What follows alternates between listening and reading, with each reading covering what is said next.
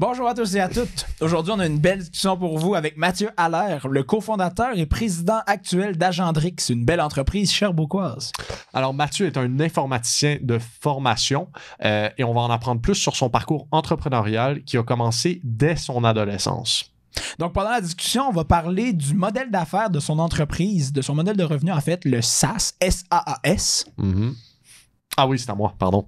On va également voir comment Mathieu a bâti une entreprise et comment il a intégré une culture d'entreprise et s'est entouré des bonnes personnes. Puis ce que j'aime, c'est qu'on fait des parallèles avec les principes et les valeurs qu'il a inculqués dans son entreprise et comment on peut s'en servir, nous, dans la vie de tous les jours. Ouais, puis parlant de trucs qu'on peut inclure dans la vie de tous les jours, l'importance de recentrer, de faire un effort conscient pour se recentrer sur le moment présent. On va tous en discuter pendant la discussion. Pour bien s'orienter dans ce périple mouvementé qu'est la vie, inspirons-nous de ceux l'ayant déjà vécu. Bienvenue, chers amis, à 1001 voies du succès.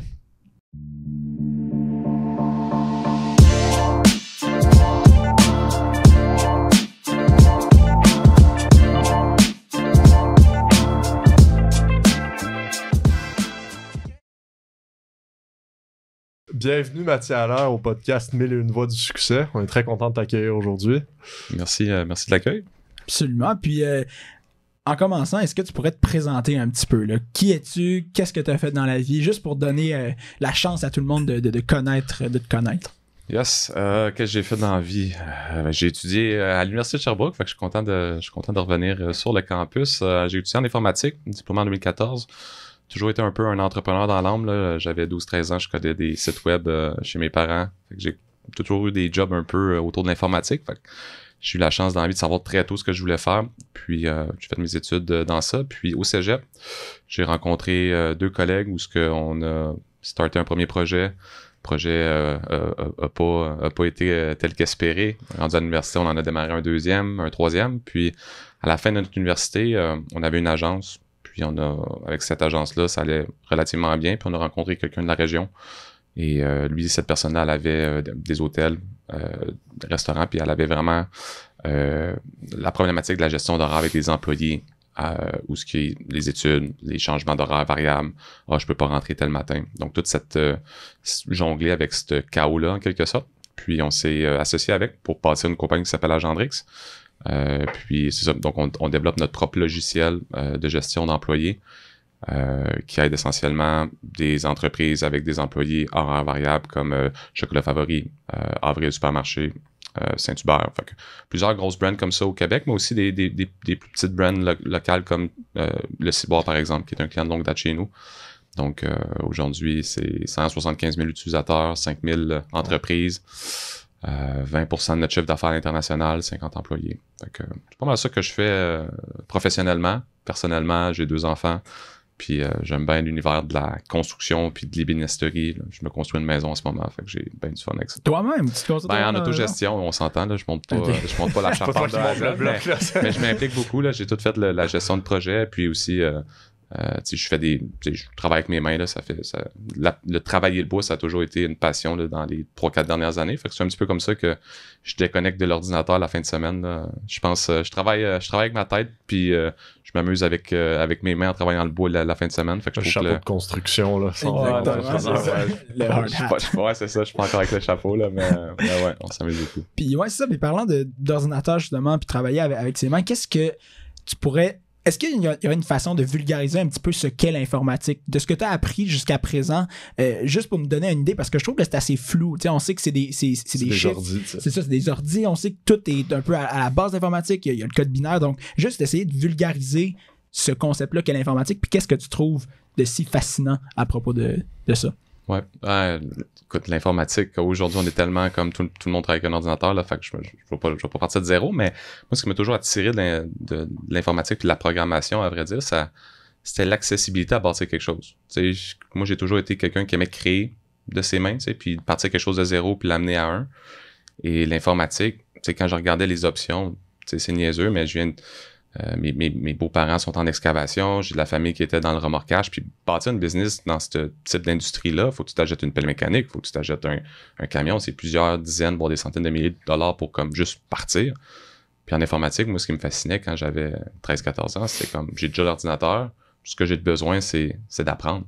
Puis de partir comme ça. Donc, le coût de démarrage est tellement faible que pour moi, c'était la manière la plus simple puis la plus abordable de bâtir quelque chose. Puis la programmation, ça a juste grandi à l'intérieur de moi. J'aimais le fait d'écrire des lignes de code puis que ça se transformait en quelque chose d'actionnable, là, si on veut. Donc, j'ai joué au baseball toute ma vie, puis moi, quand on jouait compétitif quand même, quand on montait à Montréal, j'avais mes gros cartables de programmation, puis tout le monde jouait avec leur Game Boy, puis moi, je faisais juste lire sur PHP à l'époque, sur comment structurer mon code, puis tout. Donc, j'étais vraiment comme j'étais un peu une drôle de bébite là, dans cet univers-là, mais ça me passionnait parce que c'était comme... C'est ça, tu écris des lignes, puis honnêtement, tu fais une erreur, toute plante. Fait que tu sais, c'est comme t'es tout le temps sur un fil d'acier là, vraiment à haute altitude à essayer de faire que ça fonctionne. Puis après ça, tu sais, la grosse passion que j'ai eue, c'était comme d'écrire du code, mais après ça, ça a été tout le modèle d'affaires de dire je vais écrire du code, puis je vais faire de l'argent avec ça. T'sais, moi, rapidement, juste écrire du code pour écrire du code, on dirait que je me suis vite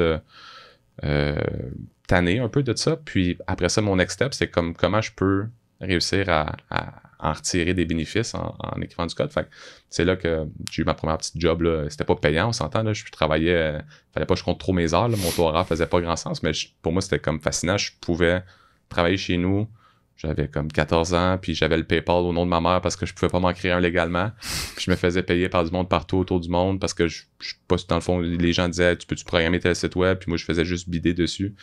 Puis, un peu comme Fiverr, là. Tu prenais des jobs ici. Dans le temps, ça n'existait pas, Fiverr, mais c'était comme des forums. C'était des forums avec des gens un peu partout. Puis moi, je m'étais gros spécialisé dans prendre des maquettes, prendre des designs, puis de les intégrer en HTML, CSS. Puis dans le temps, c'était avec Internet Explorer 6. Il y avait plein de...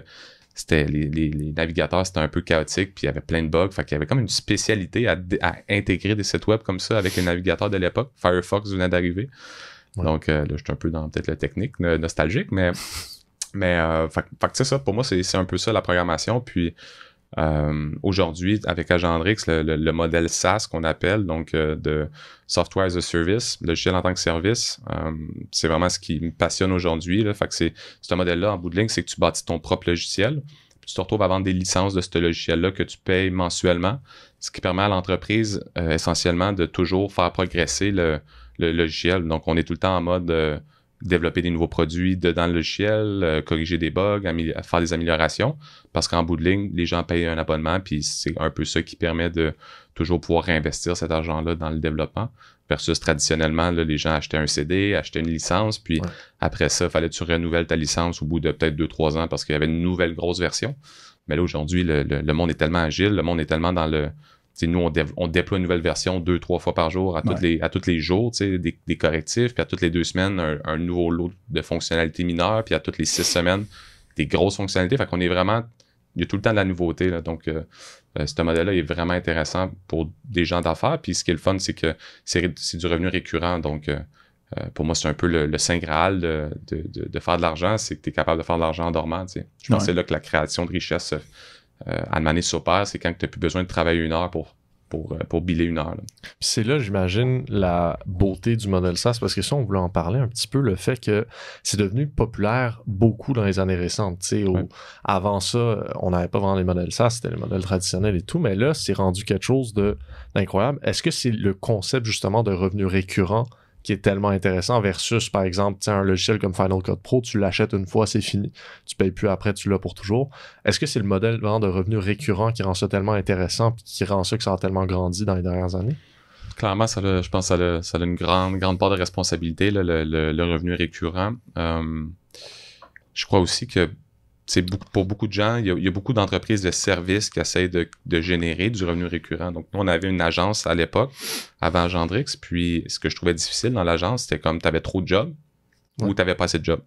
C'était tout le temps des montagnes russes, puis là, c'était difficile de planifier ton cash flow, planifier tes embauches, parce que tu es tout le temps craintif un peu de dire « Hey, si j'embauche là, puis là, finalement, on prend une période où c'est plus mort, fait que là, qu'est-ce que... » Puis, tu sais, avec Agendrix, là, comme j'ai dit tantôt, on est rendu 50 employés, puis c'est tellement facile de prévoir les embauches parce que on est capable d'avoir plein de métriques, plein de choses qu'on va suivre sur le taux d'attrition, donc les gens qui vont se désabonner, on en a très peu, puis on a comme 8 ans aujourd'hui d'historique pour le backer en quelque sorte.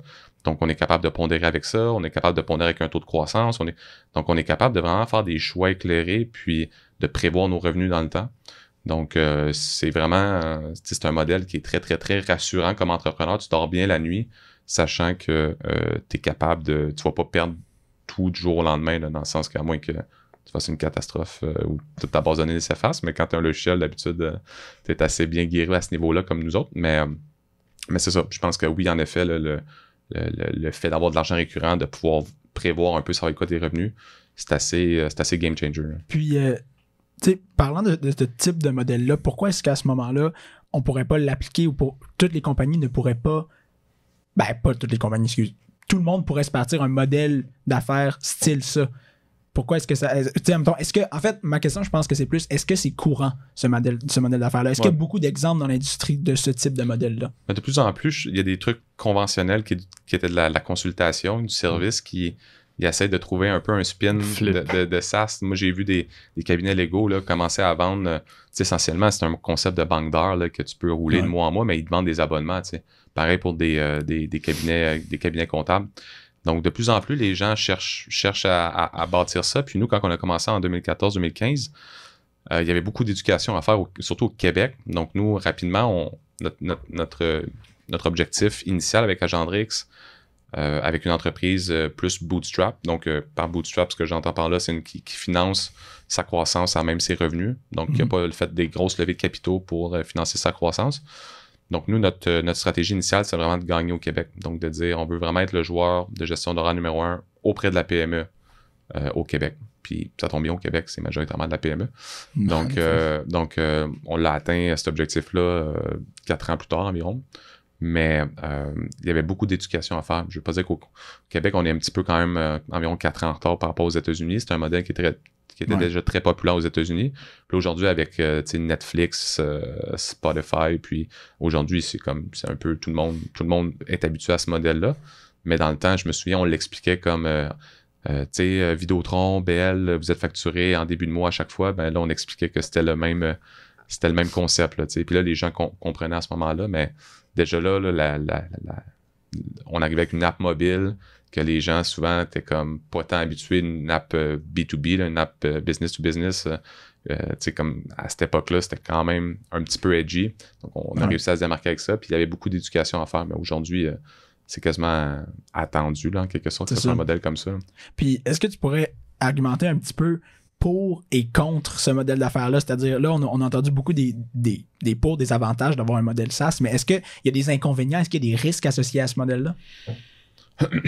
Ben, ce qui est difficile avec le modèle SaaS, c'est que c'est très long avant de faire de l'argent. Dans le sens que tu vends des abonnements, puis quand tu as un logiciel, du moins comme Agendrix, c'est que il faut que tu vendes ton logiciel, puis tu n'as pas beaucoup de crédibilité initialement. Puis après ça, il faut que tu leur dises que il faut que tu changes toute ta façon de faire à l'interne. Ta gestion va être différente, tes employés vont utiliser quelque chose de différemment pour recevoir leur horaire, pour rentrer leur temps de travail. Tes personnes à la paye vont travailler avec un nouvel outil. Fait que nous, on a comme 3 parties prenantes là, avec les gestionnaires qu'il faut convaincre pour faire une vente. Puis c'est pas un logiciel qui est dispendieux à Agendrix, c'est quand même accessible. Donc, c'est une game d'avoir beaucoup de clients qui va faire un revenu qui va être intéressant. Donc, aujourd'hui, c'est très résilient parce que notre plus gros client n'a même pas 2% de nos revenus. Mais au début, on travaillait fort pour faire une vente de 1000$ par mois. Là, 2000$ par année, 1000$ par mois, ça aurait déjà été très bon. 1000$ par année. Là, donc, c'était des revenus risibles au début, puis c'était long. L'agence qu'on avait bâtie avant, qu'on a roulé 2 ans, on a amené ça à 1,5 million de chiffre d'affaires très rapidement. Puis on a retourné avec une business où on partait de 0, puis tabarouette, aller chercher une vente de 100$ par mois, ça prenait tout. Là. Donc, je te dirais que ça, c'est le plus gros défi. Puis, le modèle SaaS aussi aujourd'hui, c'est que c'est souvent associé avec du logiciel, là, encore. Ouais. C'est qu'il y a beaucoup de logiciels qui existent aujourd'hui. Donc, il n'y a rien d'unique dans la vie.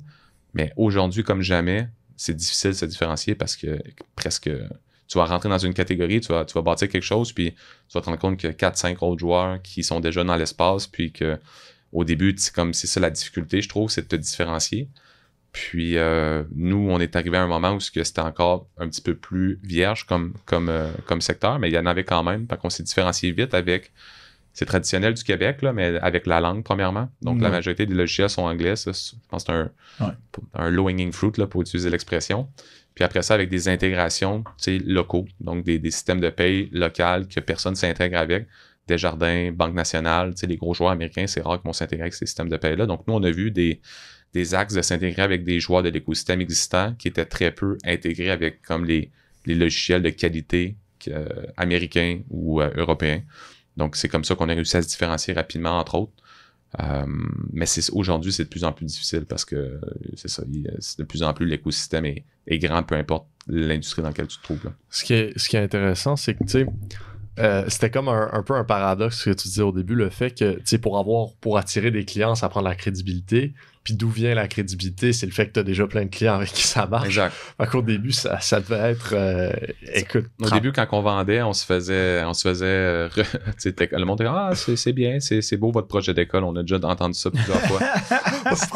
C'est beau votre projet d'école. C'était comme « tabarouette, le monde, man, ils ont pas de classe. » mais ouais, au début, écoute, il faut que tu ailles faut que tu aies du je sais pas c'est quoi en français, du grit là, faut pas que tu lâches le morceau. La résilience. La résilience, ouais, parce que c'est le plus dur. Puis à un certain moment, quand tu fais bien ton travail, tu sais, le bouche à oreille, c'est ton meilleur allié. Puis nous, rapidement, la beauté d'Agendrix, on s'est donné comme mission de centrer la gestion sur l'humain. Ce qu'on entend par là, c'est d'aider les entreprises qui nous utilisent à élever le jeu un petit peu au niveau de leur pratique RH. Puis rapidement, on a décidé, nous, de bâtir un logiciel qui n'allait pas juste être du côté de l'employeur. Donc, tu sais, pour nous, il fallait trouver un équilibre, puis on voulait travailler en rétention de personnel. La pénurie de main-d'œuvre était déjà assez bien instaurée quand on a démarré. Donc, on croit beaucoup à la rétention comme outil, à la pénurie de main-d'œuvre, puis à l'augmentation de la productivité, en utilisant un logiciel, entre autres, comme Agendrix. Puis on savait que si on voulait faire ça, fallait que les employés soient bien servis, soient heureux d'utiliser notre plateforme, parce qu'en bout de ligne, ce qu'on a majoritairement dans notre base d'utilisateurs, c'est des employés. Puis les employés, ben, ils changent de ville, ils vont aux études à l'université à Sherbrooke, à Montréal, vont en stage à l'extérieur, fait qu'ils veulent pas. Il y a un roulement, il y a une rotation d'employés naturelle qui s'opère juste par le fait que les employés sont souvent des étudiants qui vont se déplacer. Puis on savait que si les employés étaient heureux à utiliser Agendrix, puis ils voyaient une augmentation de leur qualité de vie d'utiliser cette plateforme-là, comme plus leurs demandes de congés sont mieux respectées, leurs demandes de disponibilité avec leur session d'études sont claires dans le calendrier, fait qu'ils se font pas booker quand ils sont en classe, puis après ça, il faut qu'ils courent après le gestionnaire de dire hey, « je peux pas travailler, tu sais, je t'avais dit ». On savait que si eux autres étaient heureux, ben ça allait devenir notre flywheel de croissance. Ils allaient en parler à leur nouvel employeur, de dire « Hey, j'ai reçu l'horaire sur Excel, sur mon Facebook, mais tu connais-tu Agendrix? » Et honnêtement, aujourd'hui, ça a été c'est encore aujourd'hui la façon où on croit le plus vite, c'est avec cette approche-là. Puis nous, rapidement, tous nos compétiteurs, dans le temps, ils offraient pas le service à la clientèle aux employés. Puis nous, encore aujourd'hui, on l'offre à tout le monde.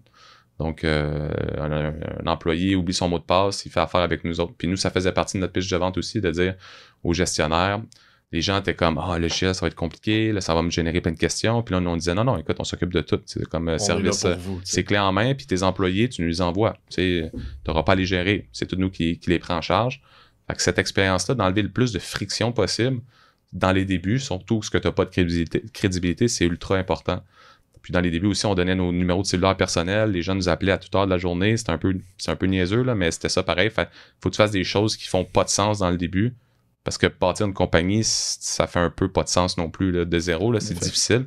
Fait que les gens nous appelaient des fois à 8 heures. J'étais avec ma conjointe, on écoutait un Netflix, prends l'appel. C'était ça, là. c'est drôle que tu dis ça parce qu'une de nos discussions qu'on a eues avec Philippe Andrew Pinkos, en tout cas, il a dit justement, c'est ça qu'il avait mentionné, il a fait, objectivement, c'est un peu ridicule de partir une entreprise. Tu mets plus de temps que n'importe quoi d'autre. Si tu mets ton prix à l'heure, tu perds tellement, là, c'est incroyable. Mais comme le but nécessairement, c'est pas ça. Puis, admettons, vous autres, c'était quoi votre driving, en fait, tu l'as un petit peu mentionné au début, c'était la passion de construire quelque chose, mais t'avais dit une phrase exactement au début de ce que t'avais dit, c'était baser la gestion autour de l'humain, c'est ça? Ouais. Ça, est-ce que vous avez trouvé cette phrase-là, parce que je la trouve super forte, est-ce que vous l'avez trouvé au début du projet ou est-ce que ça s'est développé en cours de route? Ça s'est développé. Tu sais, toutes nos valeurs, notre mission, la vision, tout ça, c'est comme développé, c'est enclenché comme 2-3 ans. C'était tout dans nos têtes. Tu sais, en 2015, on était 8-10 dans un même bureau qui partageait un peu la même culture, les mêmes valeurs. C'était pas bien défini, mais tu sais, on était 8-10 dans le même bureau, ça se sentait. Mais rendu à comme 15, 20, 25 employés, c'est là qu'à un moment donné, il faut que tu formalises davantage tes processus. Faut que tu l'écrives, faut que tu sondes ton équipe, faut que les gens comprennent pourquoi ils se lèvent le matin et viennent travailler pour l'entreprise. Puis après ça, tout le monde est aligné dans le même sens. Puis c'est là qu'on a vu la nécessité de vraiment faire cet exercice-là de façon plus formelle. Mais tu sais, nous, ce qui nous a toujours drivé à bâtir Agendrix, c'est de créer une culture d'entreprise. Puis souvent, je le dis, c'est que j'aurais pu créer un logiciel qui n'est pas de la gestion d'horaire, ça aurait pu être un logiciel en gestion immobilière, mais j'aurais pas vraiment autant de fun parce qu'en bout de ligne, c'est de bâtir une culture d'entreprise forte, comme on est en train de faire, qui est reconnue par son taux de rétention d'employés, par les valeurs qu'elle veut transmettre à ses employés. C'est ça qui me passionne. Puis avec Agendrix, ce qui est le fun, le fil conducteur qu'on a trouvé, c'est comme on est capable de bâtir une culture d'entreprise forte à l'interne, puis après ça, d'inspirer notre clientèle à faire la même chose dans leur industrie qui souvent, c'est moins mis de l'avant la culture d'entreprise. En techno, ça fait des années qu'on voit la valeur de ça, mais en restauration, en commerce de détail, des résidences pour aînés, culture d'entreprise, tu sais, c'est des concepts qui sont loin. Fait que nous, on travaille beaucoup avec ces gens-là dans tout ce qui est conciliation, travail, famille, avec des modules, des outils qui leur permettent de faire plus avec moins. Travailler en reconnaissance avec des modules, encore une fois, qui devient un peu le hub central de souligner les bons coups un petit peu du quotidien qui souvent passe inaperçu, surtout quand c'est des employés qui se croisent beaucoup sur des corps coupés, là, donc c'est des employés qui sont pas de 8 à 5 à tous les jours. Donc on devient un peu leur hub central là, pour les aider dans cette quête-là. Puis est-ce que tu pourrais un petit peu expliquer comment est-ce que tu as bâti ou comment vous avez bâti cette culture-là d'entreprise? Puis par le fait même de dire pourquoi est-ce que en fait, c'est quoi la raison pour laquelle un employé ou qui travaille chez Agendrix, qu'est-ce qu'on se lève le matin? Pourquoi est-ce qu'on se lève le matin pour aller travailler? Ouais. Ben, ta première question, tu sais, comment on l'a fait? Ça a été, je te dirais, c'est l'effort de plein de petites améliorations que tu apportes au quotidien. Puis, tu sais, nous, quand on a commencé l'entreprise en 2015, ça serait te mentir de dire que tout le monde était payé le salaire qu'il aurait pu gagner sur le marché, tu sais. Ouais. Donc, au début, on a beaucoup embauché dans nos bassins d'amis. Ça a amené l'effet qu'on était quasiment juste une gang de boys aussi au début. Faut être, tu sais, les gars aussi par génétique ou je sais pas, là, mais sont souvent un petit peu plus prêts à prendre des risques aussi dans leur carrière professionnelle. Donc, dans les débuts, les gens n'étaient pas payés comme ce qu'ils auraient pu gagner en sortant du bac ou du cégep, là, selon. Mais ils nous faisaient tellement confiance du fait que, comme, travailler avec nous autres, ils savaient à quel point on était rigoureux puis à quel point on était bon dans ce qu'on faisait, qu'ils voulaient embarquer dans le bateau. Puis ils savaient qu'avec notre personnalité, plus que l'entreprise allait grandir, plus que les conditions allaient s'améliorer, plus que on allait comme redistribuer à l'équipe. Puis c'est ce qu'on a fait. C'est à toutes les fois que l'entreprise atteignait un certain palier, les salaires étaient constamment revus. Puis ce qui fait aujourd'hui que le salaire moyen chez nous là, est 85-90 000 par personne. Fait que tu sais, c'est ce qu'on a toujours voulu bâtir, c'est de créer une équipe qui n'est pas nécessairement sans employés, mais l'équipe qu'on a en place est bien rémunérée, est productive, puis elle est là pour rester longtemps. Puis en 8 ans, on a eu 4 départs en 8 ans, puis pendant 6 ans, on n'en avait eu aucun. Puis il y a 2 départs que... à vrai dire, notre premier départ, c'est une employée qui a décidé d'aller habiter 2 ans en Nouvelle-Zélande. Pour vivre un trip, ce qui était pas mal le meilleur départ qu'on pouvait avoir. Puis on a un autre départ qui était juste un changement de carrière. Comme j'aime pas la programmation, fait que j'aimerais ça, comme je veux juste changer de carrière. Puis 2 autres départs que là, c'était pour des compétiteurs, des gros joueurs dans l'industrie. Fait qu'en bout de ligne, on fait quelque chose de bien, certes, mais c'est beaucoup de travail en transparence, c'est beaucoup être proactif. La proactivité, je pense que c'est souvent sous-estimé. Nous, quand on embauche quelqu'un, par exemple, puis on se rend compte que cette personne-là, le marché a tellement été tellement évolué vite dans les dernières années au niveau des salaires, surtout en informatique, en programmation. On pense qu'il y a pénurie de main-d'œuvre en soins infirmiers, là, mais en développement, c'est pire. C'est là qu'il manque le plus de main-d'œuvre. Donc, les salaires sont très compétitifs, puis ça bougeait vite. Puis quand on embauchait quelqu'un, des fois, on se rendait compte que crème, on était 5-10 000 en dessous pour aller chercher ce genre d'individu-là ou accéder à ce genre de qualité-là de programmeur. Donc, on s'est tous bâti des échelles à l'interne de L1 à L8, tout normalisé avec des braquettes, avec des objectifs. Donc, on a vraiment tout formalisé ce processus-là. Puis, quand on se rendait compte qu'il fallait, pour embaucher, mettons, un L4, il fallait payer ça, ben, on mettait à jour toutes les échelles salariales, puis on s'assoyait avec tous les employés, puis on leur disait, hey, il a fallu embaucher. On s'est rendu compte qu'on était un peu under, fait que ton salaire vient d'augmenter de 5-6 000. Tu sais. Puis j'ai vraiment aimé ce que tu as dit, ça s'est fait comme progressivement. Je pense que c'est un peu le principe. J'avais entendu dans un de tes podcasts le fait de frapper des singles et pas des home runs. Est-ce qu'on peut parler un peu de ça, l'idée que c'est mieux de progresser à petits coups au lieu de toujours viser le plus gros coup, le plus risqué possible? Pourquoi est-ce que il y a une valeur ajoutée justement à commencer avec des petits steps progressifs? Ouais. Ben, premièrement, quand tu tombes, tu te pètes moins, là, dans le sens que dans les débuts, là, il y a des choses des bugs ou des problèmes de performance, whatever, qui, si on avait parti avec un mastodonte comme client, on n'aurait juste pas été capable. L'infrastructure aurait peut-être pas suivi. Puis, faut dire qu'on a bien bâti l'outil, là. Je veux dire, dans l'équipe de cofondateurs, mon CTO puis moi, on programmait full-time. Puis, tu sais, je veux pas péter de la bourre, mais on est des bons développeurs. Donc, on avait bien bâti ça, puis on a quand même eu des problèmes de performance. Donc, premièrement, quand tu tombes de moins haut. Puis deuxièmement, aussi, pour revenir à l'histoire un petit peu au début de crédibilité, je me rappelle, tu sais, une des anecdotes par rapport à ça, c'est que on voulait rentrer dans le domaine de la pharmacie. Donc, on trouvait que les pharmacies, c'était une belle industrie pour nous. Il y a beaucoup de personnel étudiant, les horaires, ça bouge beaucoup. Puis ce qui est le fun, puis nous, avant la COVID, on avait déjà anticipé un peu dans nos réflexions stratégiques de dire, hey, quand on regarde les cycles économiques, ça fait longtemps qu'on est dans un bull market. Il faut une année, incessamment, il va y avoir quelque chose qui va se passer. Il va y avoir une récession. Nous, c'était plus une récession économique qu'on voyait, pas une pandémie, on peut vous dire. Fait qu'on en 2017, 2018, on avait entamé on était beaucoup dans la restauration initialement, puis on voulait se dérisquer par rapport à cette industrie-là. Pas qu'on trouve pas que c'est une industrie qui est géniale, puis qu'au Québec, on est reconnu pour notre bonne bouffe, puis c'est le fun quand tu vas manger au resto. Mais on avait des signes. Tu sais, nous, on charge en début de période, donc pour commencer à utiliser le service en début de mois, c'est là qu'on prend la charge sur la carte de crédit, puis il y a beaucoup de cartes de crédit qui bounçaient. Des comptes aussi, beaucoup de faillites. Tu sais, c'est dur là, pour un restaurant passer les 5 ans. Donc, on trouvait qu'on voulait pas tout se concentrer là-dedans. Puis, c'est ça. On avait identifié des secteurs comme la pharmacie, résidence pour aînés. Puis, instinctivement, on s'est dit, hey, on va aller cogner tout de suite aux portes des bureaux chefs, des headquarters de Jean Coutu, Brunet et compagnie. Mais tu sais, c'est comme ça a juste pas marché. Là. Comment veux-tu avoir de la... assez, on se faisait gatekeeper solide là, par les... Ça marchait pas. Là. Fait que là, on était quand OK. À la place de ça, on a scrapé toutes les listes de tous les pharmaciens parce qu'il y avait tous des portails en ligne. Fait qu'on a trouvé des outils. On s'est codé un script qu'on a tout scrapé la liste de ces gens-là, puis on les a tous appelés un à un, tous les pharmaciens propriétaires. Puis c'est vraiment facile de parler à un pharmacien propriétaire, là.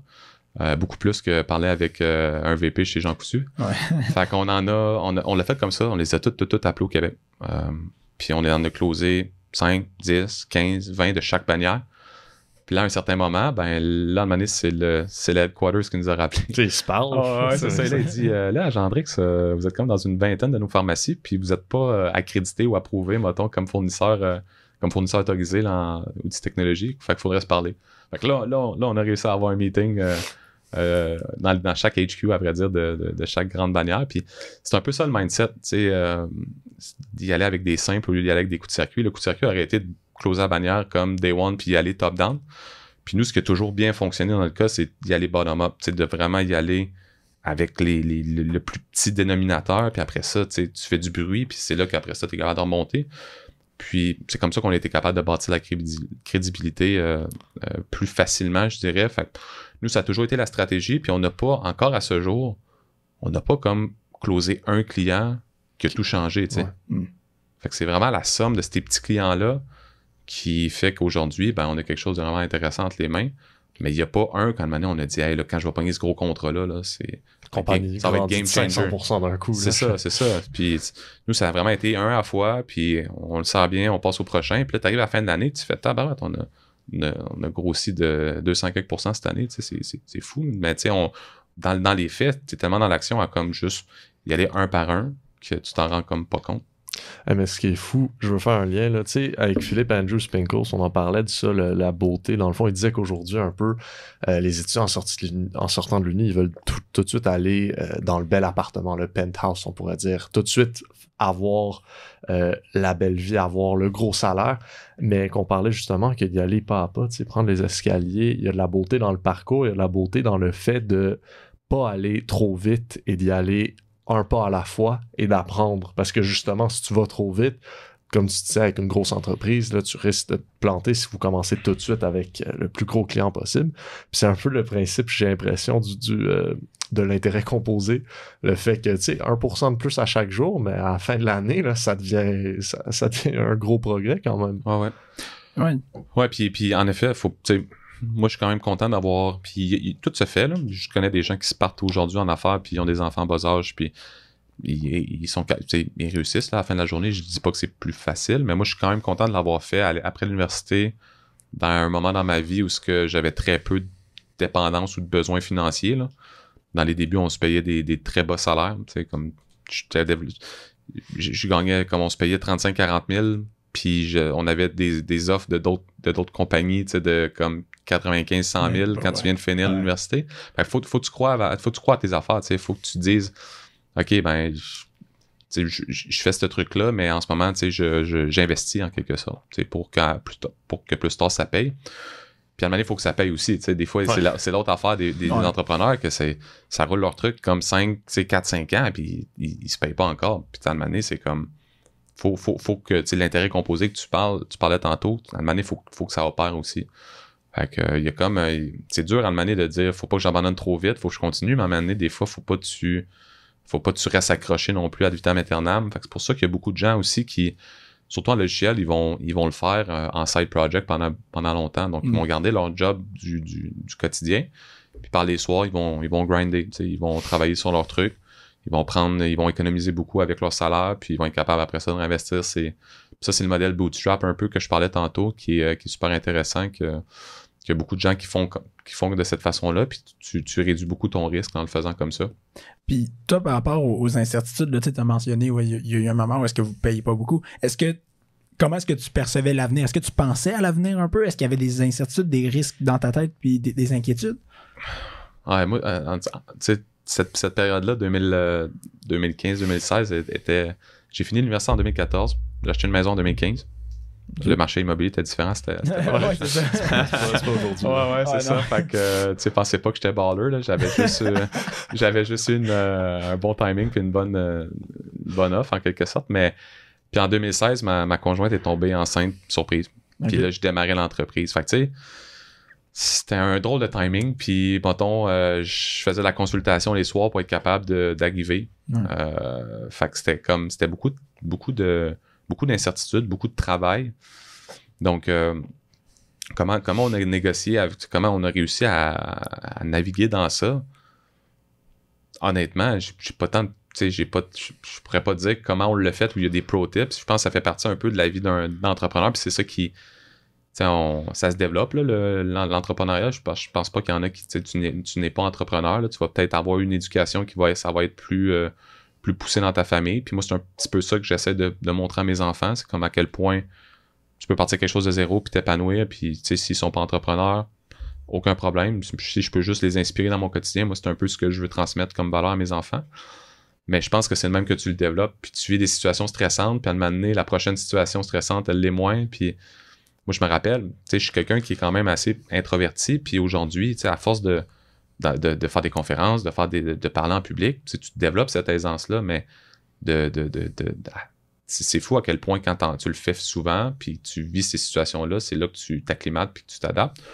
Puis je pense que c'est ça aussi avec l'entrepreneuriat, c'est qu'à un moment donné, tu dors pas parce que tu as une situation stressante, puis là, je veux dire, à un moment donné, c'est comme un peu rendu la nouvelle normalité, fait que si tu veux dormir, aussi bien de t'y faire en quelque sorte, fait que l'humain s'adapte, fait que nous, c'est un petit peu comme ça, puis on connaît, tu sais, quand même, on a eu les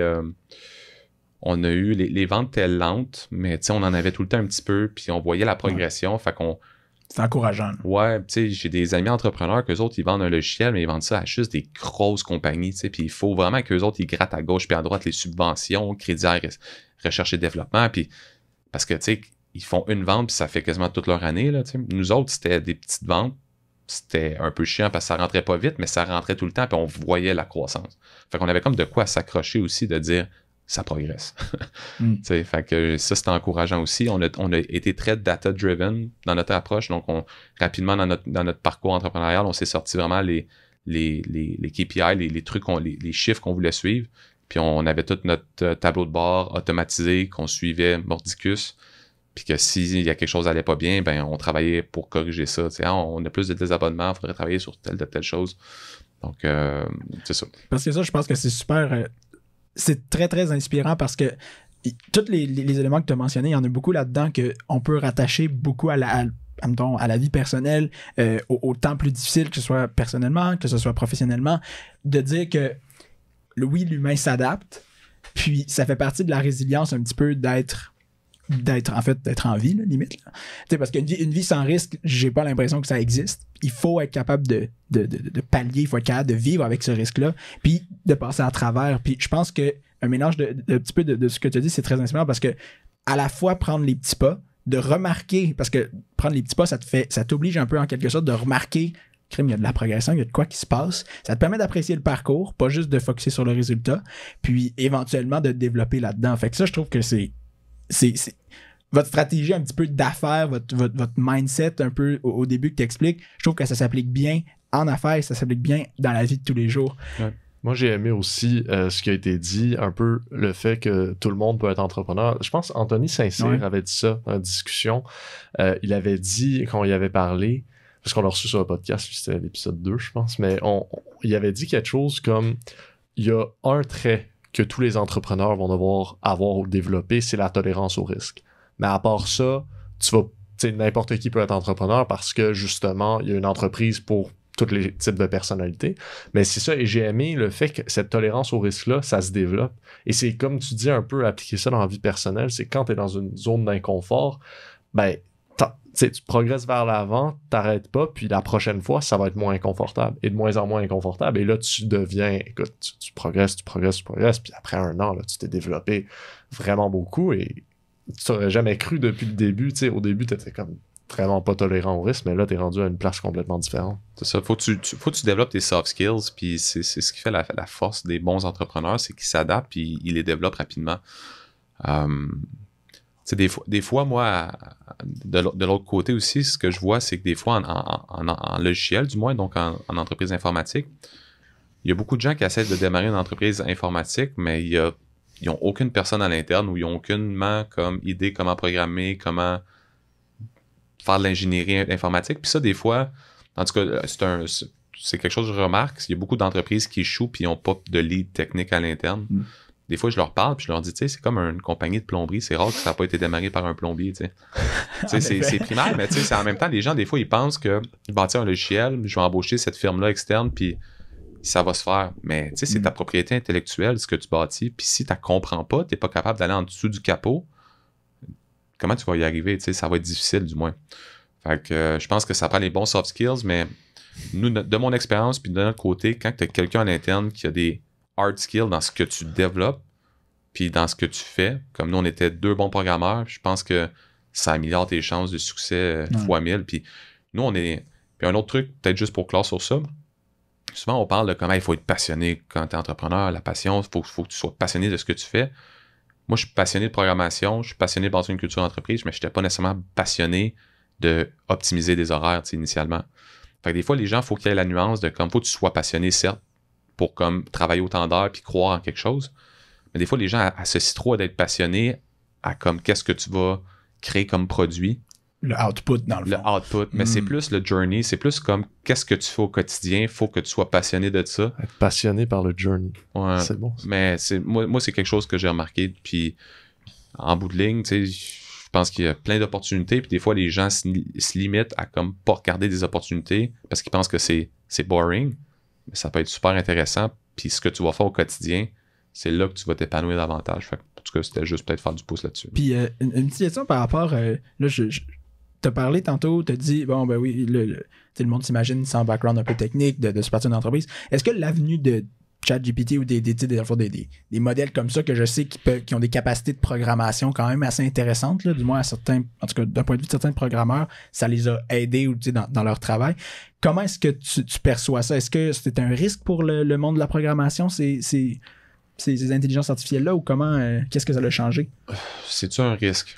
T'sais, à la fin de la journée, c'est quand même les programmeurs qui programment ces machines-là. Fait on est en haut de la chaîne en effet. Jusqu'au jour qui vont peut-être prendre le dessus sur tout, là, mais il y a d'autres métiers beaucoup plus à risque. Là, on se le cachera pas. Puis je pense qu'on a tous lu les articles sur c'est quoi les jobs les plus à risque. Mais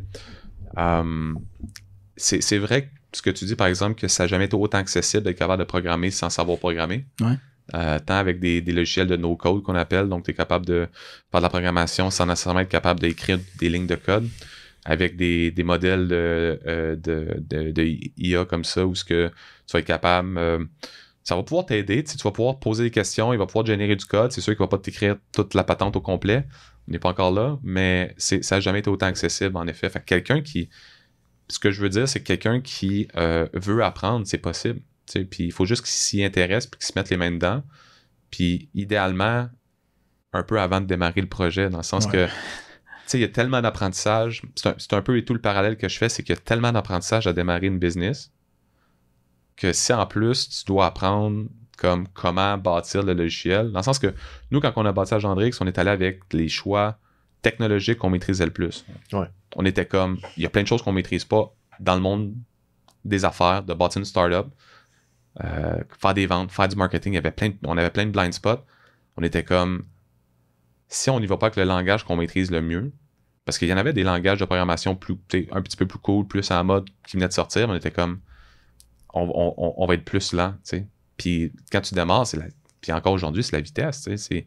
Tu veux bien faire les choses, mais il faut que tu sois capable de te virer sur une scène. Puis on savait que nous, si on voulait aller vite, puis s'adapter, puis développer la plateforme le plus rapidement possible, parce que chaque mois qu'on développait, puis qu'on vendait pas, tu sais, c'était de l'argent qu'on brûle en quelque sorte. Fait on allait avec les choix qu'on maîtrisait le plus. Fait quand quelqu'un ne s'est pas encore programmé, apprend à tâtons en même temps que faire son entreprise, ça peut être rough, mettons. Mais ça se fait. Je le relancerai sur une autre lignée. Je sais que vous êtes une équipe très tight-knit, pardonnez mon anglais, une équipe assez unie. Et je sais que vous venez de mettre en place un conseil d'administration. Fait j'en viens un peu à la question, comment est-ce que vous choisissez le bon monde avec qui vous entourez, des gens avec qui vous savez que ça va grandir, embaucher les bons employés? Et j'ai aussi entendu la phrase, on est la somme des 5 personnes avec qui on passe le plus de temps. Fait que je me demande comment ça résonne avec toi, et c'est ça, comment est-ce que vous décidez de vous entourer des gens? C'est quoi votre processus? C'est qui que vous choisissez? Qu'est-ce que vous recherchez? Ouais, c'est une bonne question. Tu sais, on regarde la somme de plein de trucs là, à la fin de la journée. Nous, on a toujours été de l'école d'embaucher des gens qui avaient le mindset avant l'expérience ou Donc, on a beaucoup embauché de finissants d'université qui avaient le bon mindset, mais qu'on a eu à coacher à l'interne. Nous, on appelle ça farmer. Là. Donc, on investit dans le sens qu'on prend nos connaissances et on investit dans développer ces gens-là. Le meilleur exemple que je peux donner encore si je reste à la programmation, c'est on voit un super bon programmeur devant nous, mais il n'a jamais programmé du web. Il n'a jamais fait comme de la programmation web. Je fais de la programmation soit en robotique ou de la programmation logicielle Windows, whatever. Mais on voit tellement le potentiel, la personne est sharp, est allumée, que c'est sur cette base-là qu'on a souvent priorisé nos embauches. Là, aujourd'hui, tu peux pas non plus juste dire « Ah, cette personne-là, c'est le bon fit ». Parce qu'à un moment donné, tu vas juste avoir tout le temps tout le même monde pareil aussi. Fait que là, aujourd'hui, il y a l'aspect équité, diversité, inclusion est super important. Donc, c'est toujours d'avoir les personnes qui ont le bon mindset, mais qui viennent des bagages différents, qui ont de l'expérience différente, qui amènent à l'équipe. Ça, c'est super important aujourd'hui. On est beaucoup plus... avant, on y allait très gut feeling. Là. Aujourd'hui, on fait test psychométrique aussi après embauche pour bien comprendre est-ce que cette personne-là, son test psychométrique est bien aligné avec comme le poste. On fait beaucoup des tests plus robustes. Donc, par exemple, pour un poste de produit qu'on a embauché récemment, on lui a donné un devoir payé de comme 3-4 heures qu'il fallait qu'il fasse chez eux. Parce que là, on voulait voir son process de comment il pense, comment il opère. Donc, poser des questions. T'as tel t'as tel module à développer, montre-nous ton approche, fais-nous des maquettes basse fidélité. Donc, c'est plus que juste un petit 15-20 minutes dans une salle. Puis pour nous, encore une fois, dans notre approche un peu de fairness, on a décidé que on allait le rémunérer pour le faire. Fait qu'il a fait ça, puis ça nous donne des meilleurs indicateurs sur cette personne-là. Est-ce que c'est la bonne personne pour le poste? Parce que, à un moment donné, si tu fais juste te fier aussi à un processus d'entrevue, genre, tu t'assois avec la personne, est-ce que la personne se présente bien, puis tout. Dans un domaine comme l'informatique, comme nous, il y a beaucoup de personnes introverties là, qui sont mortifiées là, d'être dans un processus d'entrevue.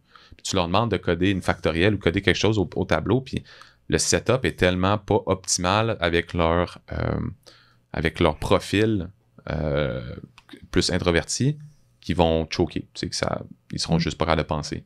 Mais ça fait pas d'eux comme quelqu'un qui est pas bon. Fait que de là, comme nous, on le vit beaucoup en informatique. Fait que de là, d'adapter ta technique d'embauche, tes façons d'embaucher pour être sûr d'aller chercher ces individus-là qui tu sais, la diversité aussi, c'est pas juste au niveau des genres. Tu sais, c'est une diversité neurologique, ça existe aussi, diversité sexuelle. Fait que après ça, c'est comme ces gens-là qui, vu que tu as le bon processus adapté à ces personnes-là, ça te permet d'aller les chercher. Puis la somme de tout ce monde-là fait en sorte que ta culture d'entreprise est beaucoup plus complète. Là. Puis est-ce que tu as des drapeaux rouges, un petit peu des oh, attention, ce candidat-là, on le prend pas. T'sais, personnellement, toi, quand tu passes quelqu'un en entrevue ou quand tu leur fais faire des tests comme ça, est-ce qu'il y a des aspects que tu fais oh, ça marche pas?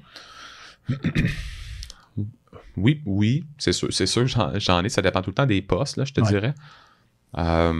C'est facile pour un programmeur sur un CV de dropper comme des technologies qu'ils ont utilisées.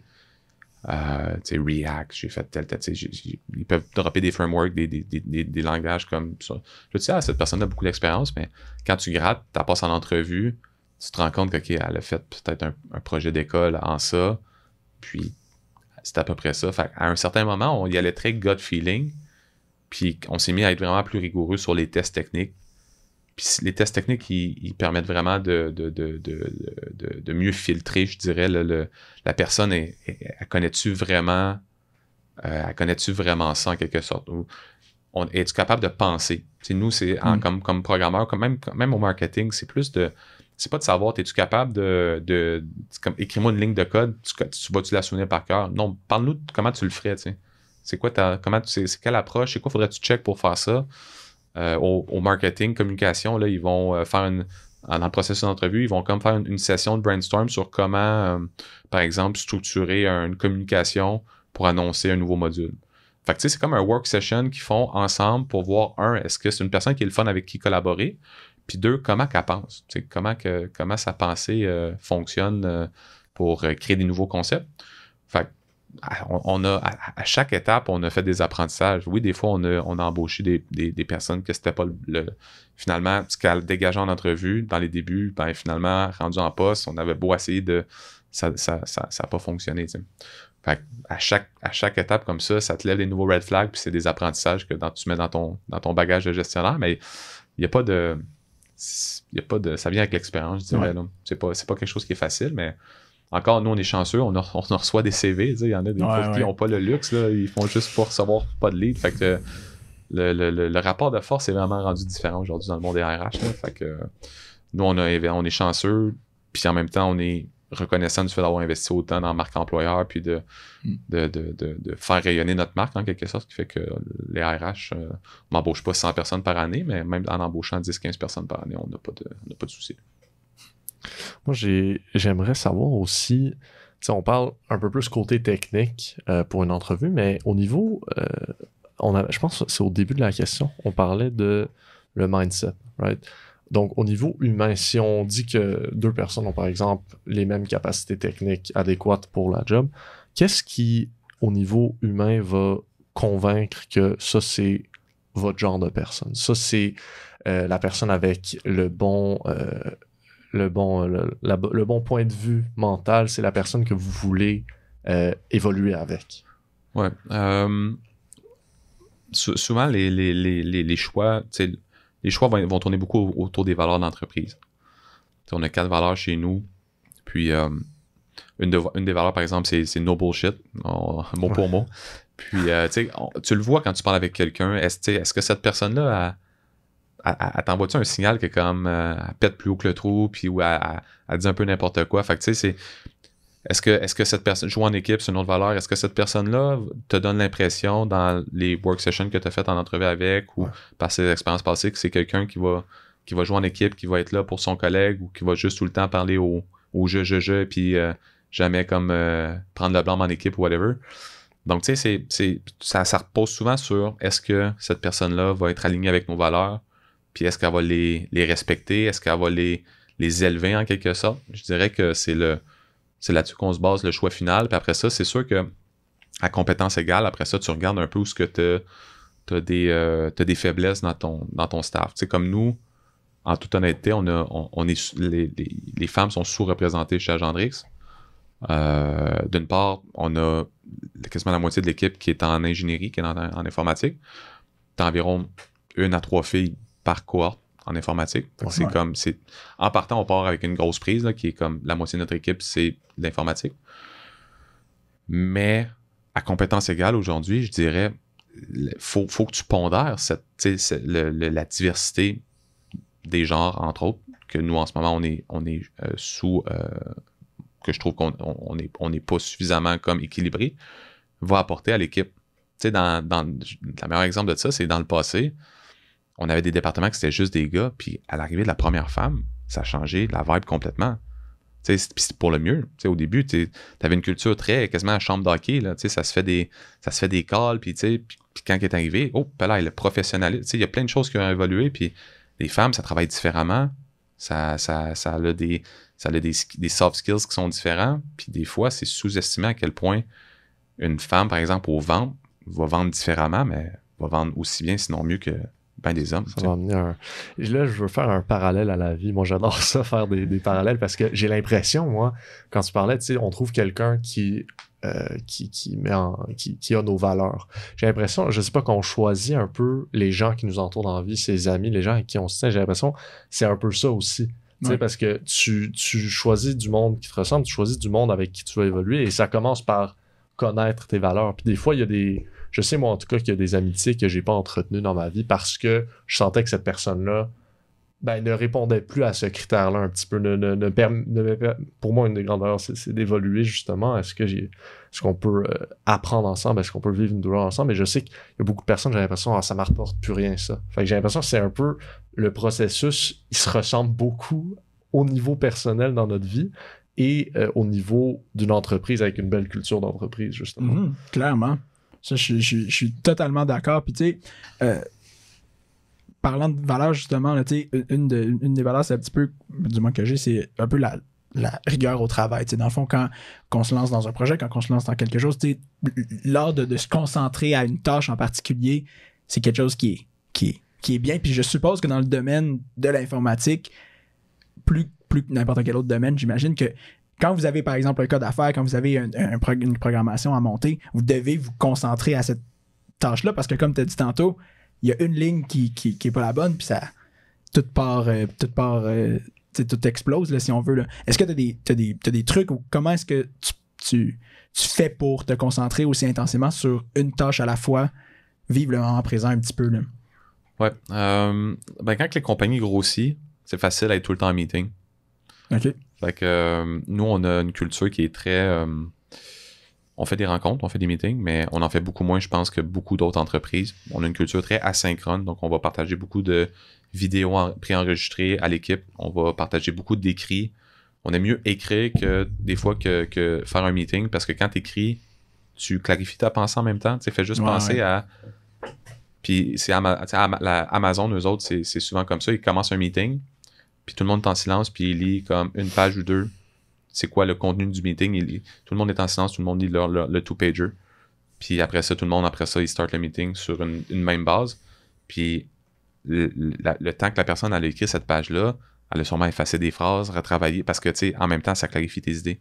Donc, on est beaucoup dans cette culture-là, ce qui donne aux gens, je considère plus de sessions de travail focus, c'est des deep work sessions qu'on appelle, qui fait en sorte que, dans ces moments-là, t'es plus productif parce que t'as le temps de travailler, t'as le temps de programmer.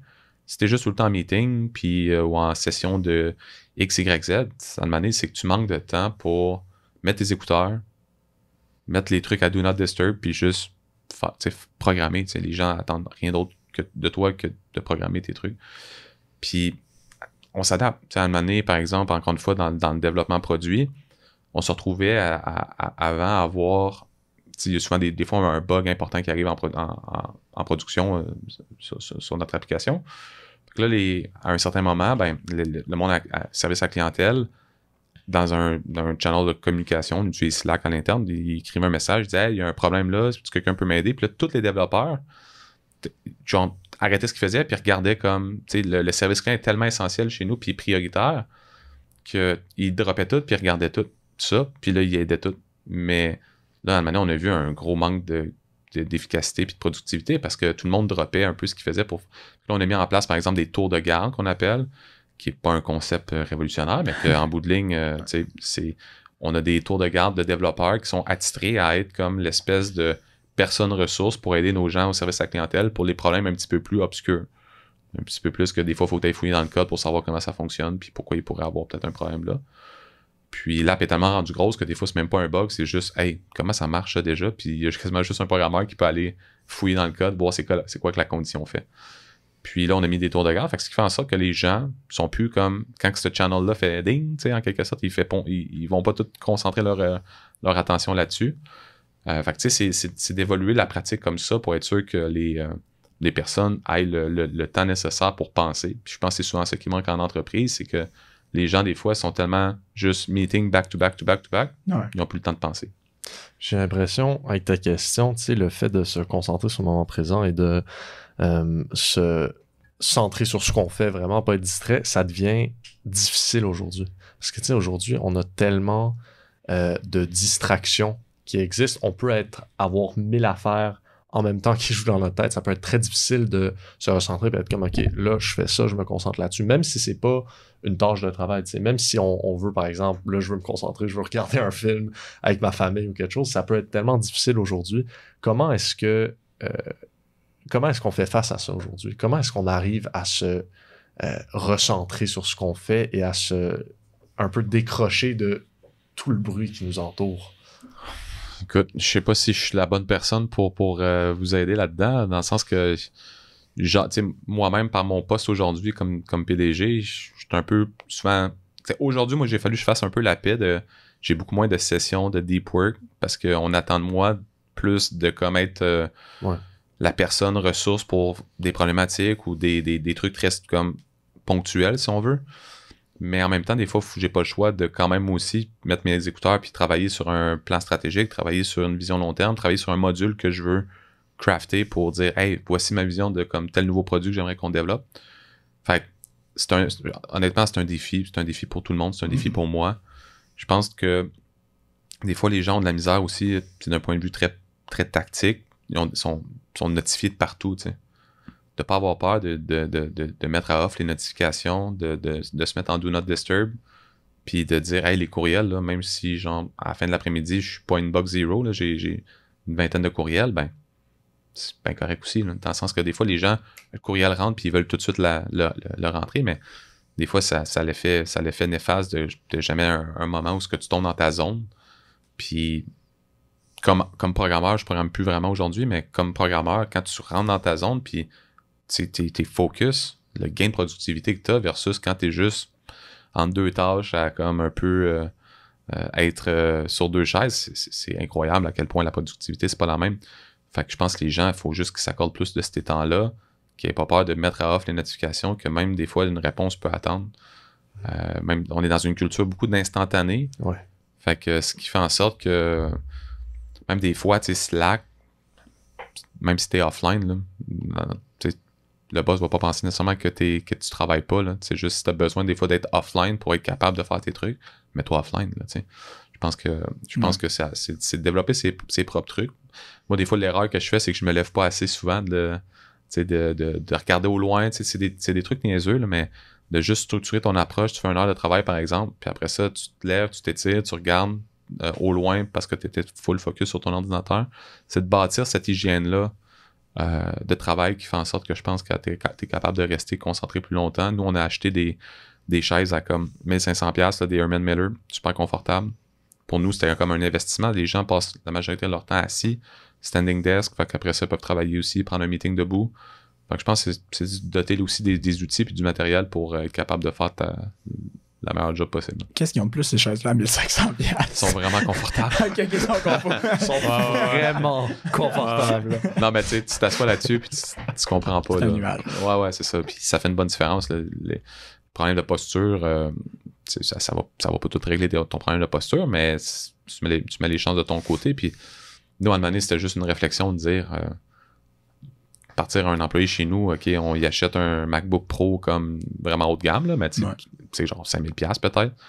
Mais encore une fois, avec mon parallèle d'excavation, là, que tu embauches un excavateur, là, il faut que tu le mettes sur une pelle à 100 000 là, et plus. Là. C'est quoi là, une chaise à 1500$ puis un ordinateur à 5000$? Fait que pour nous, à un moment donné, c'est même qu'on l'a compté. T'sais. On s'est dit, on veut le top pas mal dans tout ce qu'on doit équiper nos gens, juste parce que on veut qu'ils fassent un meilleur travail. Puis encore aujourd'hui, quand Apple, par exemple, ils sortent un nouveau processeur, un M2, ou quand ils ont sorti les M1, quand on a vu les gains de productivité, tu sais, à quel point notre application compilait rapidement sur un M1 versus avant, tous les développeurs, on a tous changé leur ordinateur pratiquement. Ouais. Puis après ça, les développeurs, on fait une rotation, là, fait que là, les développeurs, ils ont tout le temps le top quasiment parce que eux, à toutes les fois qu'ils font un changement, mettons l'app à compile ou quand ils reload l'app, s'ils gagnent 2 secondes de temps à chaque fois, là, puis ça, ils peuvent faire ça des milliers de fois dans une journée, ben ça se paye tout seul. Puis après ça, marketing ou vente vont avoir les... Fait que c'est comme ça qu'on roule notre équipement. Ouais. Puis, fait que tu sais, non, c'est juste d'équiper... Tu veux le meilleur monde possible avec le meilleur équipement possible. Fait que c'est d'autres trucs... au début, on était plus... quand on a starté, c'était peut-être moins le mindset. Là. Ouais, hein? Mais au début, là, je me rappelle, on achetait des ordinateurs usagés sur Kijiji. Là. Oh! Hey, on est dans la... Hey, je dois faire le lien, là, je suis désolé, mais on est dans la même situation du début, nous autres, parce qu'on en parlait hier ou avant-hier. J'osais pas l'apporter, ça. Moi, je l'apporte, moi, j'ai un vieux MacBook Air de 5 ans, Charles, t'as ton PC. Ouais.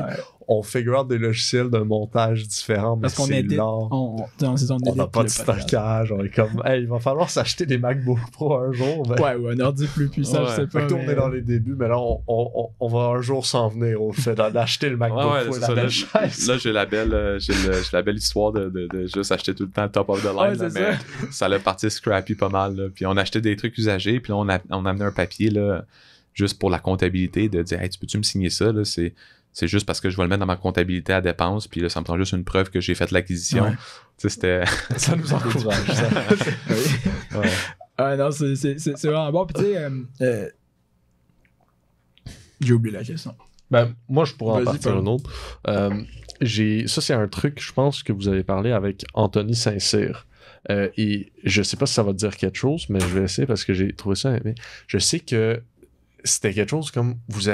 Vous avez pas tout encadré avec des processus formels dès le début. Vous avez un peu laissé le chaos arriver, puis ensuite vous y avez remédié. Genre, un peu laissé la chose, le pain point apparaître pour ensuite y remédier parce que vous vouliez pas tout formaliser dès le début. Ouais. Est-ce qu'on peut aller un peu là-dedans? Cette idée de, des fois, il faut vivre la souffrance pour ensuite y remédier au lieu d'essayer de tout prévoir dès le début puis d'empêcher toute souffrance qui va arriver.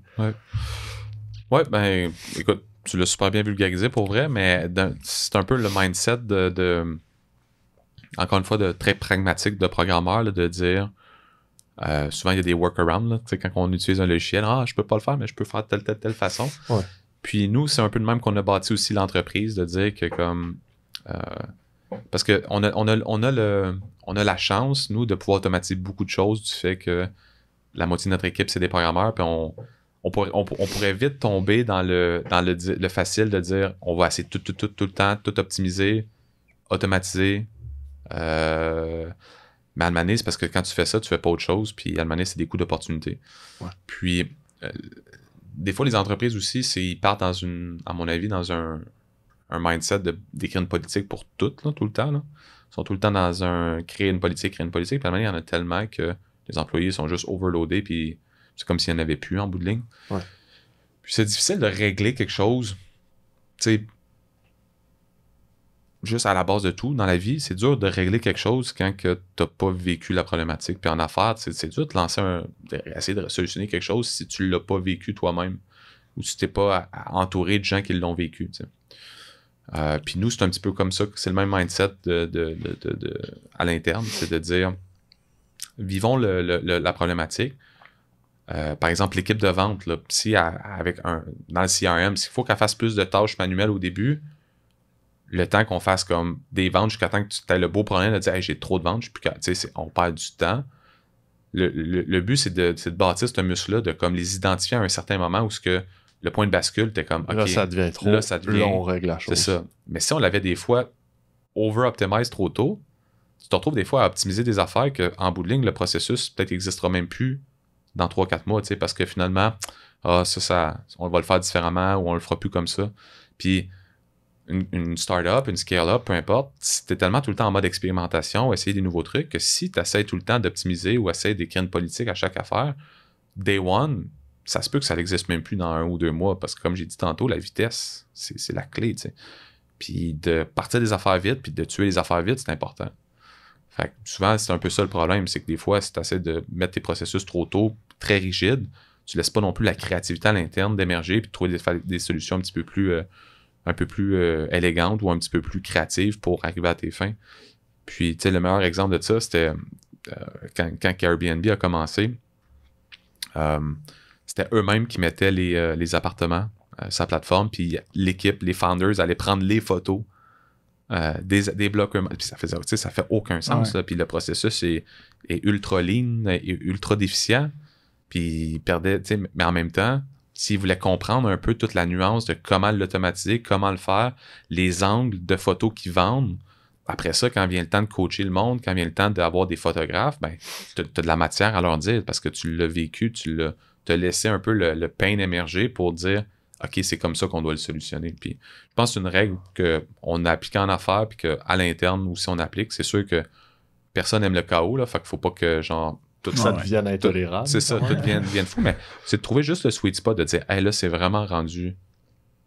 C'est pas agréable. Mettons, on perd du temps à comme grande échelle, puis ce processus-là, il a été validé, puis on va le garder pendant un bon bout.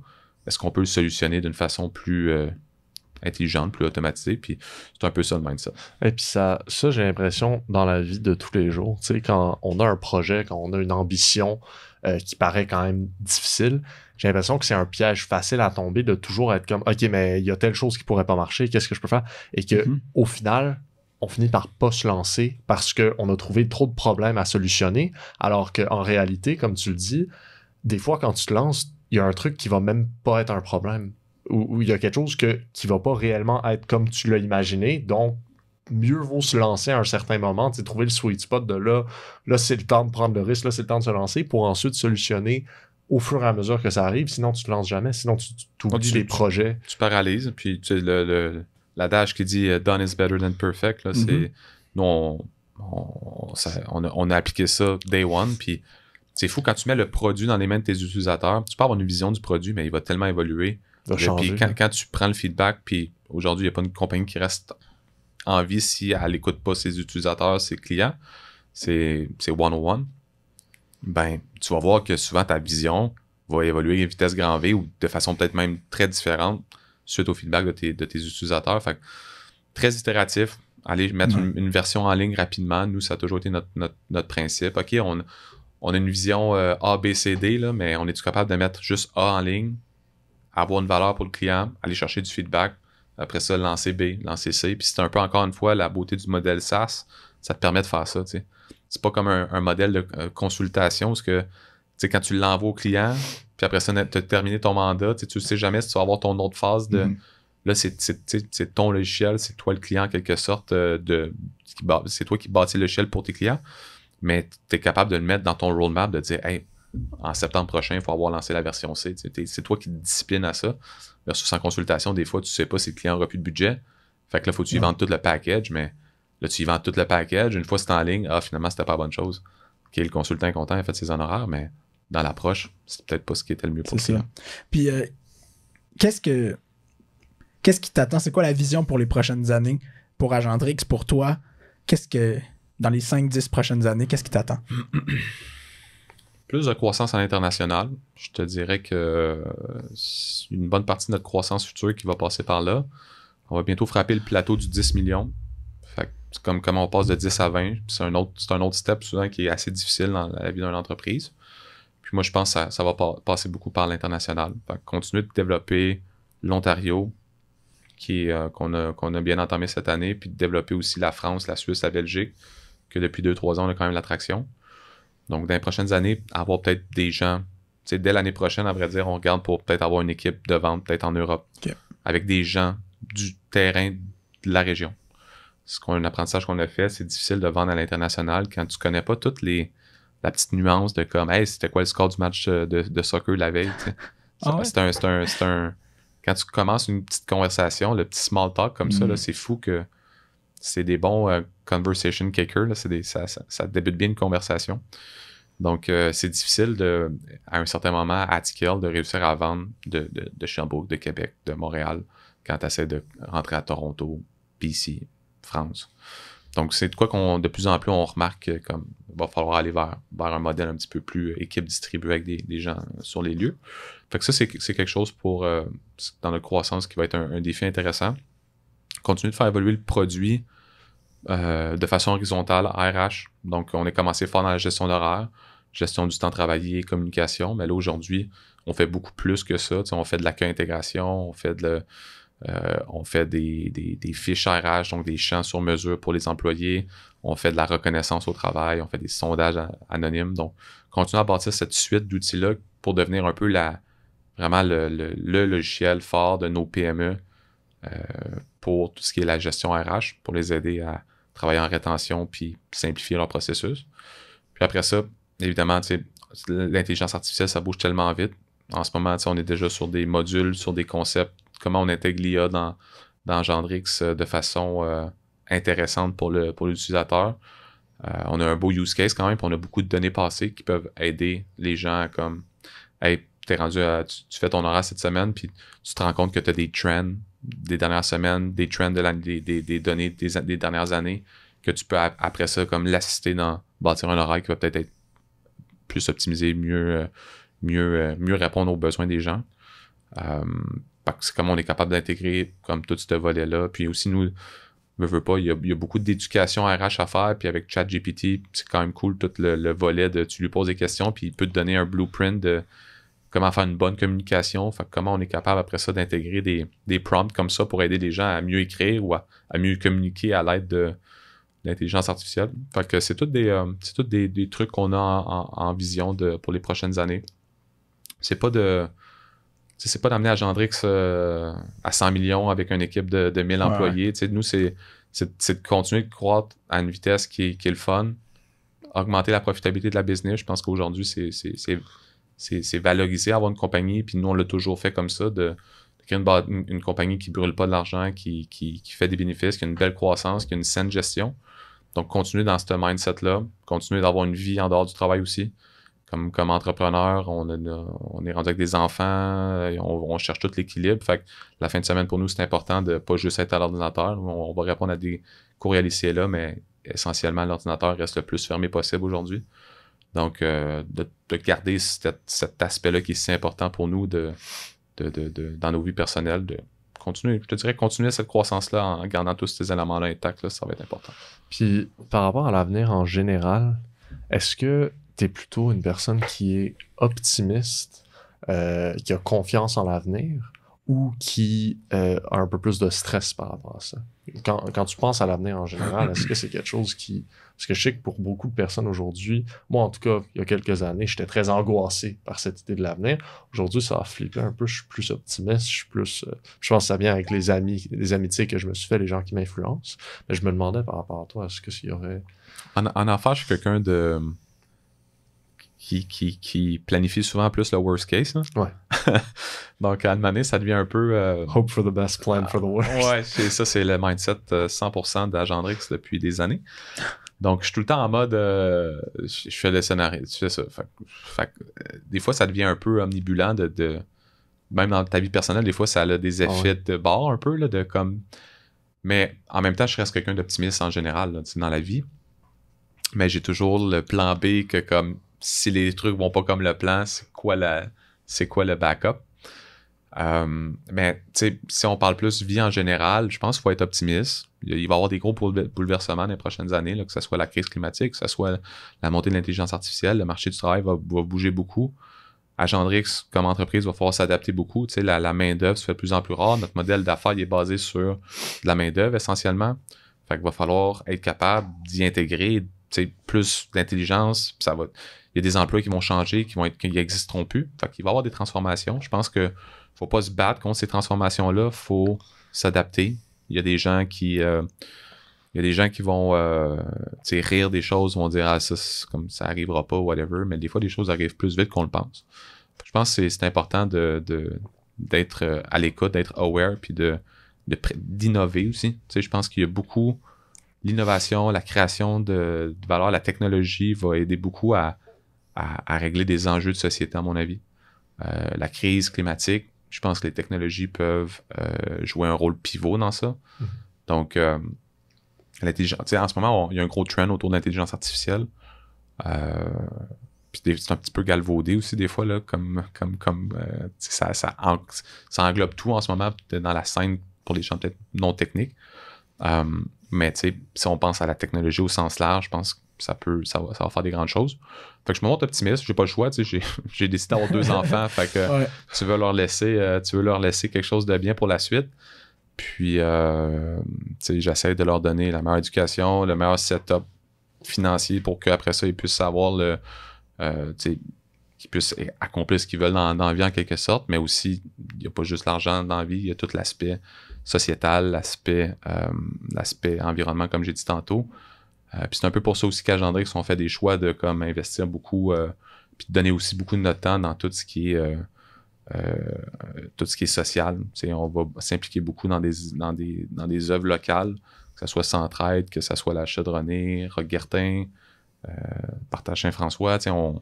On met beaucoup d'efforts dans ça parce que pour moi, comme entrepreneur, je trouve l'espèce de Saint Graal, c'est d'être capable d'amener, par exemple, de l'argent de l'Europe, de la France, l'amener au pays.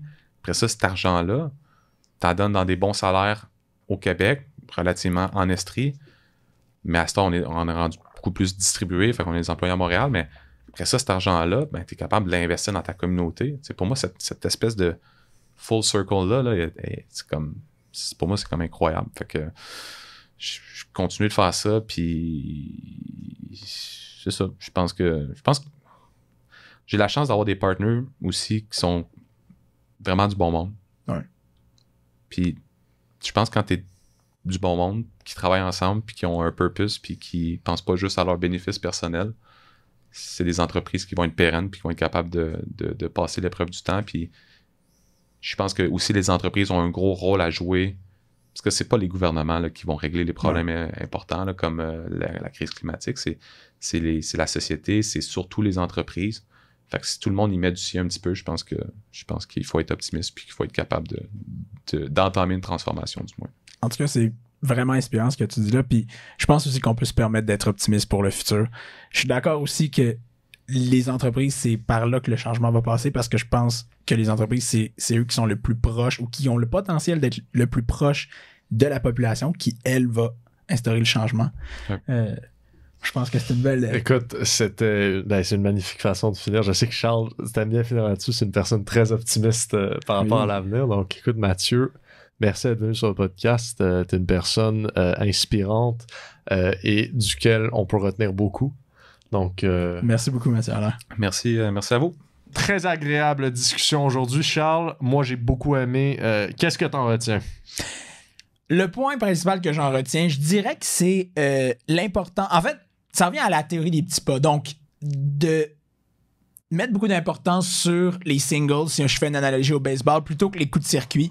Donc, ça permet vraiment d'apprécier la progression qu'on fait le jour, comme par exemple, lorsqu'on fait du sport ou n'importe quoi, ou on s'entraîne en salle, par exemple, plus on augmente de poids, on dirait qu'on prend pas le temps de remarquer les petits progrès qu'on fait à chaque jour. Puis je pense que ça fait partie de l'expérience de la vie. Ça fait partie de la raison pour laquelle on peut être fier de nous et de notre travail. Et toi, Paul? Exact. Ben, en premier, très d'accord. Ne visez pas toujours le plus gros truc risqué que vous pouvez faire. Little steps.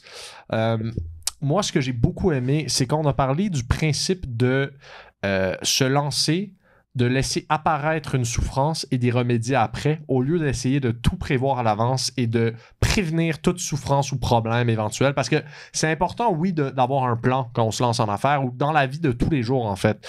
C'est important de savoir un peu où on s'en va. Mais si on se préoccupe tout le temps de ce qui pourrait arriver et des dangers, des souffrances, des douleurs qui pourraient arriver, on va jamais rien faire.